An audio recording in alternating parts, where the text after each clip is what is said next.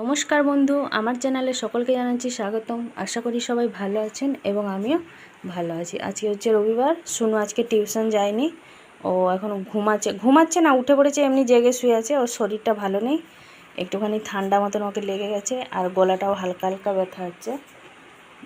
Ice cream খাওয়ার কমতি নেই, আর ফ্রিজের সবসময় আইসগুলোকে চিবিয়ে খাচ্ছে, জল খাচ্ছে, ওই কারণে মনে হয় গলাটা ওই রকম হচ্ছে। ও এখন ওকে একটুখানি গরম জল করে দেবো, গার্গেল করবে, তারপরে ব্রাশ করে খেয়ে ওকে একটুখানি আমি ডাক্তারের কাছে নিয়ে যাবো, কিছু খাইয়ে নেবো।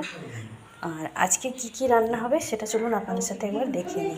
সকালবেলা সমস্ত কাজ কমপ্লিট করে এই যে কাপড়গুলো কেচে দিয়েছি, সোনুর ওদিকে নীল দিয়ে জামাগুলো শুকনো হচ্ছে রান্নাঘরে। তো আজকে আপনাদের দাদা কাল রাত্রিবেলা ওখান থেকে নিয়ে এসছে মাটন, সব আলাদা আলাদা করে নিয়ে এসছে মাটন।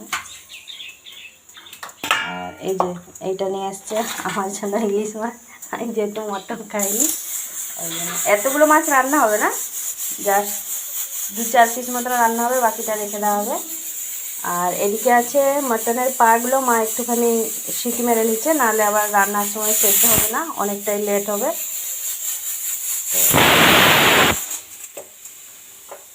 এইগুলো হচ্ছে আমাদের আজকে দুপুরে লাঞ্চের মেনু। মাটনটা হবে আর এই ইলিশ মাছের ভাপাটা হবে। আর মা বলছে রান্না করবে, আমি বারণ করলাম, কারণ বাবা আজকে একটুখানি দূরে গেছে কাজ করতে, বাবা আজকে দুপুরবেলা খেতে আসবে না, আমরা এই কজন খাবো, সেই জন্য আমি থাক আর কি, এইগুলোই হবে। তো চলুন আদা রসুনগুলো ছাড়িয়ে নিয়ে পেস্ট করে নেবো সব, তারপর রান্নাবান্না আরম্ভ হবে। মা এখানে 4 পিস মতো আমার জন্য করবে ভাপা, আর বাকিগুলো রেখে দেওয়া হবে ডিপ ফ্রিজে। বেজে গেছে 11টা 5 মতন, সমস্ত কাজ কমপ্লিট। সুনুকে ভাত খাইয়ে দিয়েছি, ও তো একদমই ভাত খেতে চাইলো না, 2 গান মতন খেয়েছে, আর 1 পিস মতন মাটন খেলো।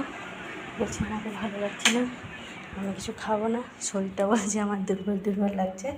ডাক্তারের কাছে নিয়ে গেছিলাম, অ্যান্টিবায়োটিক দিয়েছে, এটা সিরাপ দিয়েছে, আর এখানে এসে সব জল ভর্তি করে দিয়েছি। সোনু চান করবে, আপনাদের দাদা চান করবে।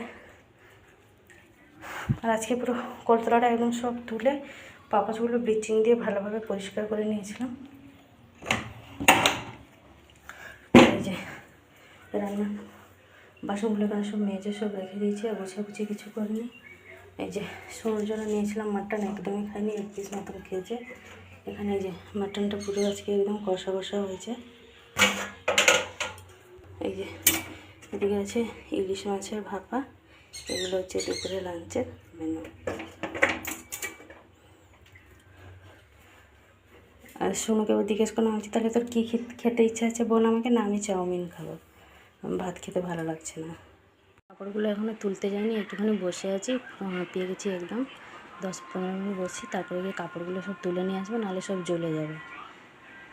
এর তো মানে প্রচণ্ড পরিমাণে রোদটা বেরিয়েছে, মেঘলা মেঘলাও আছে আকাশটা, সেই জন্য রোদের টেম্পারেচারটা অনেকটাই লাগছে। আষাঢ় মাস বলে মনেই হচ্ছে না, মনে হচ্ছে যে একদম সেই জন্য জ্যৈষ্ঠ মাস এখনও শেষ হয়নি।